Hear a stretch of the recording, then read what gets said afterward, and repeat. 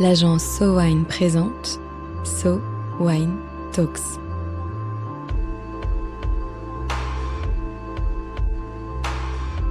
La première série de podcasts analysant les tendances marketing et communication dans l'univers du vin et des spiritueux.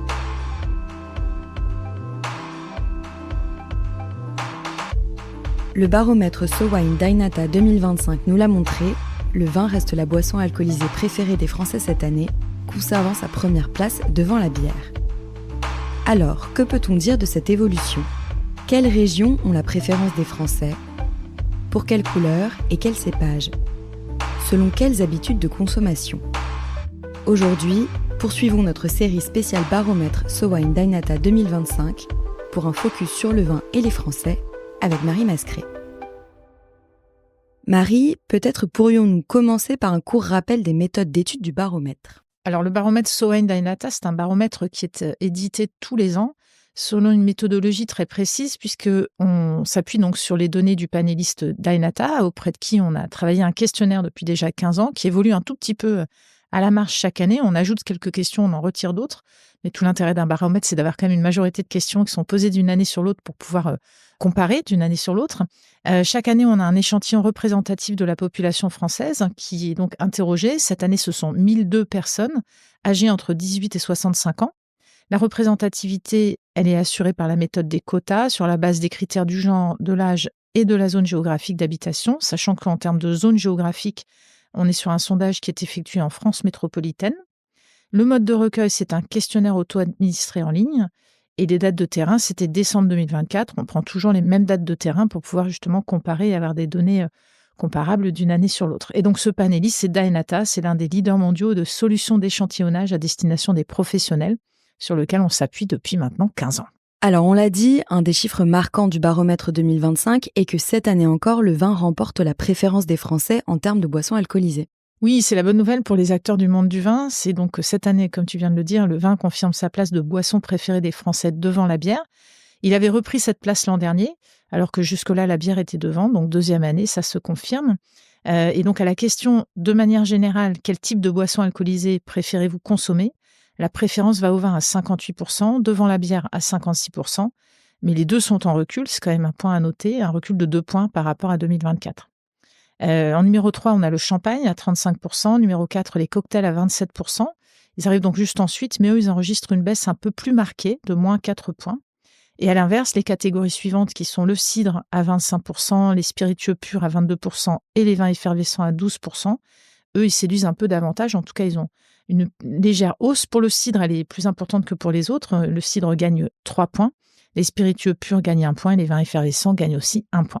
Si on va voir le vin de manière un peu plus précise, comment a évolué la consommation de vin chez les Français en 2025 ? Alors, ce qui est intéressant, c'est surtout de voir et d'observer les amateurs de vin dans le détail. Et là, cette année, on a des particularités. D'abord, chez les hommes, la préférence pour le vin, elle progresse de 3 points à 67%. Et à l'inverse, elle diminue chez les femmes de 6 points, donc c'est un point notable, à 50%. Elle augmente également chez les 18-25 ans. C'est une préférence pour le vin qui progresse vraiment à plus 6 points avec 45% de préférence.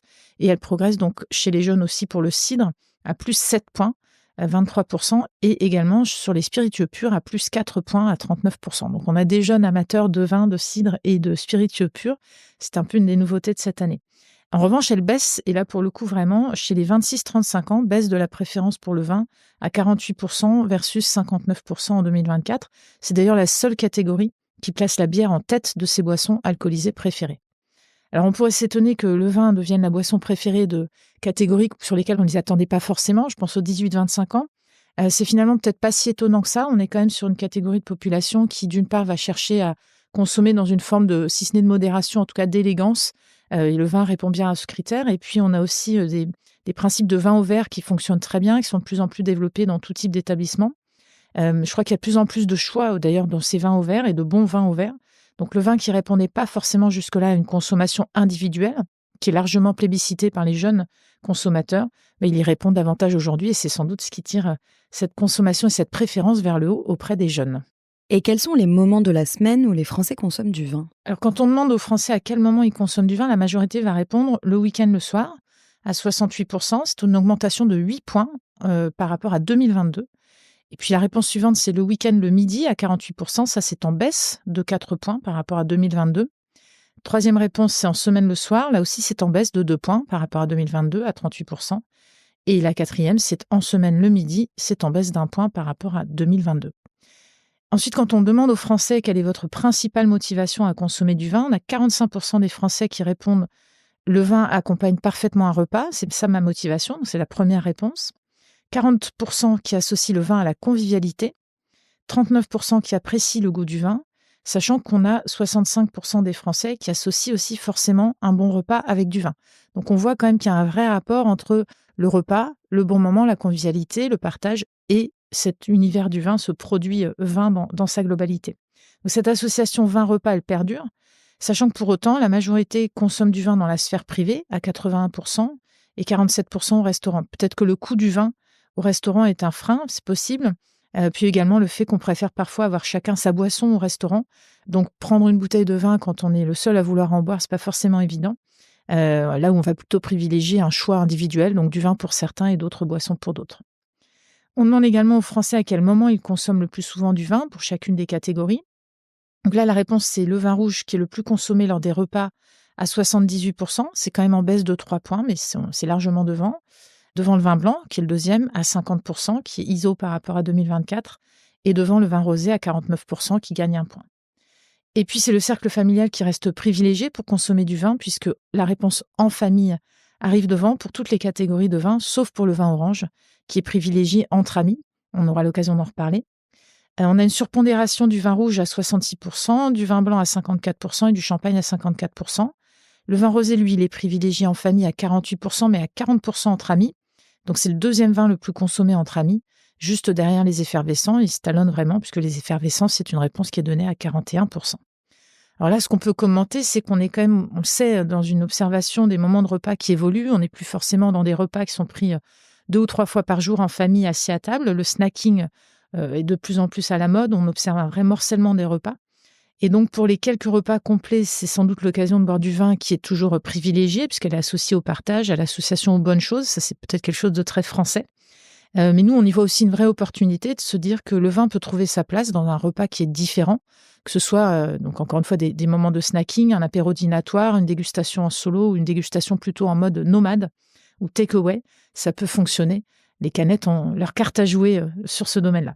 Et quelle est la part des non-consommateurs d'alcool ? La part des non-consommateurs, elle augmente en 2025. Elle gagne 3 points à 17%. La déconsommation d'alcool, elle augmente surtout parmi les femmes à plus 6 points à 23%, donc par rapport aux 17% de 2024. En revanche, on n'a pas d'évolution chez les hommes.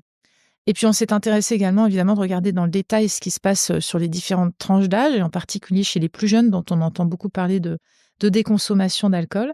Eh bien, chez les 18-25 ans, la non-consommation d'alcool, en tout cas selon le baromètre SoWine-Dainata 2025, elle reste stable par rapport à 2024 avec 22%. Et puis elle augmente chez les 26-35 ans, mais pareil, ce n'est pas une augmentation très importante puisqu'elle progresse d'1 point à 18%. Sachant qu'il faut quand même savoir qu'on a 80% des Français qui consomment du vin au moins une fois dans l'année, que la consommation, elle recule pour la seconde année consécutive, à moins 2 points par rapport à 2024 et moins 3 points par rapport à 2023, et qu'en 10 ans, le taux de consommateurs a baissé de 5 points. Et par ailleurs, un point notable, parmi les consommateurs d'alcool, on en a seulement 4% qui ne consomment jamais de vin. Ça, c'est un point qui est intéressant parce qu'à l'inverse, parmi les consommateurs d'alcool, on a 14% de consommateurs d'alcool qui ne consomment jamais de spiritueux.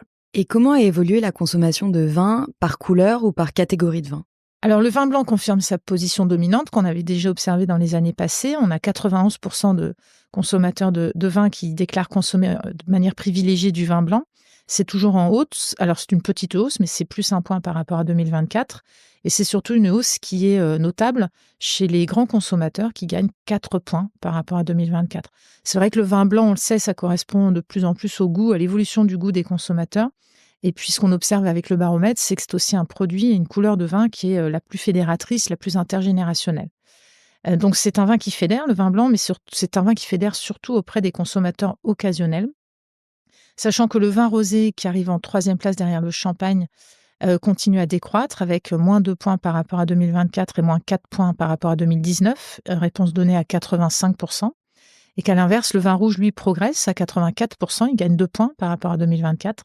Et le vin rouge progresse en attirant davantage de consommateurs réguliers et surtout plus de consommateurs fréquents. Donc là, on sent vraiment qu'il y a une cible à aller chercher sur le vin rouge qui est assez différente de celle du vin blanc ou du vin rosé. Et puis, on aura l'occasion d'en reparler. Le vin orange, qui est une nouvelle question qu'on a introduite cette année, arrive ensuite à 26%. On rentrera plus dans le détail de ce fameux vin orange dans un autre podcast. Et qu'est-ce qu'on peut dire de la consommation du vin selon la région de production ? Alors, très intéressant de voir que le classement des régions viticoles préférées reste inchangé. On a toujours Bordeaux qui arrive en tête à 45%, avec quand même une baisse de 3 points par rapport à 2024. Deuxième région, la Bourgogne, 31%. Là, pour le coup, une hausse par rapport à 2024 de 3 points. Et troisième région, la Champagne, 24%, baisse de 3 points. Arrive ensuite le Rhône et l'Alsace à 19%, puis la Provence à 18% et le Val-de-Loire à 15%. Donc, si la Bourgogne et le Val-de-Loire progressent, pour le coup, ce qu'on observe, c'est que la Champagne et Bordeaux enregistrent la plus forte baisse, alors que les autres régions, elles restent globalement stables. Et côté cépage, ça se rapproche des régions préférées, à peu de choses près. Alors, le Chardonnay conserve sa première place à 36%, malgré un recul de 3 points. Le Pinot Noir progresse légèrement, 29% plus 1 point. Et le Cabernet Sauvignon, qui arrive en troisième position à 25%. Il reste bien positionné au coude à coude avec le Merlot à 24%. C'est le Sauvignon Blanc qui connaît la plus forte hausse à 21%, plus 4 points.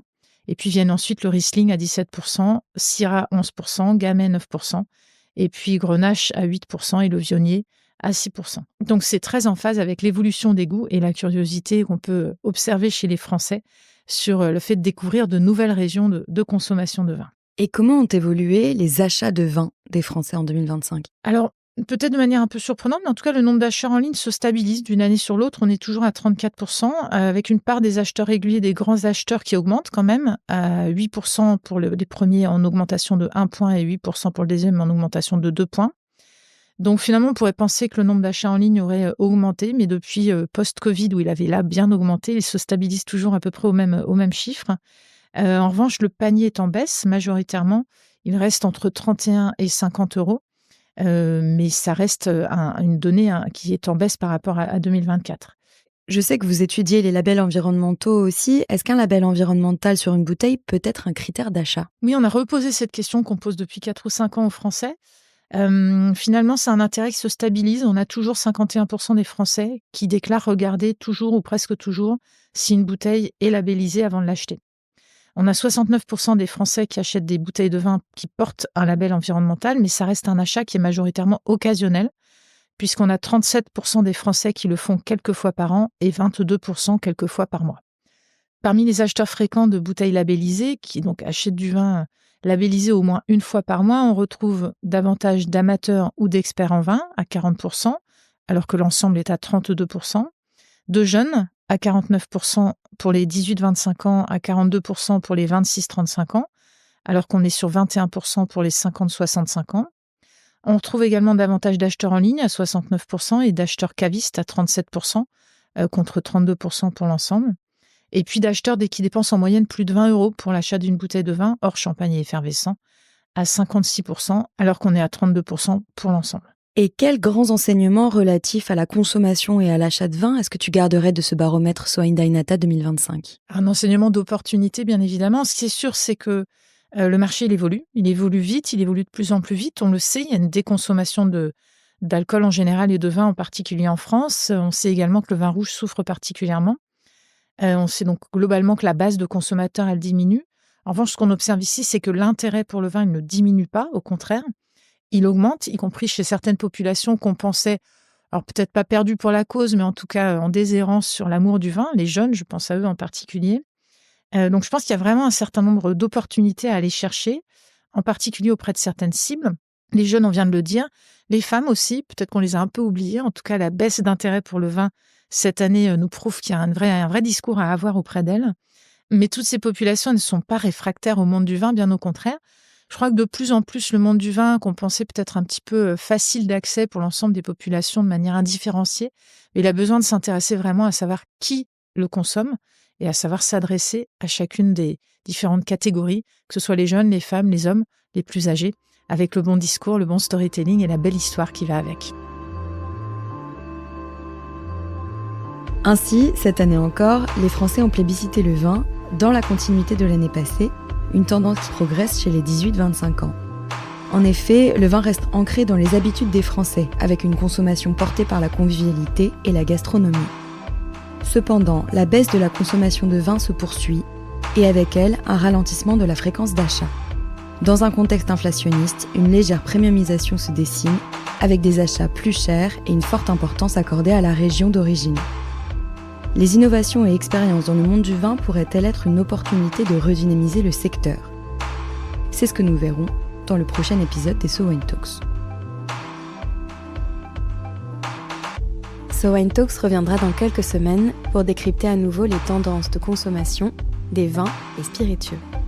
En attendant, si vous avez aimé cet épisode, n'hésitez pas à le partager sur vos réseaux et à lui donner des étoiles sur vos applications de podcast préférées. Un épisode écrit et produit par l'agence So Wine.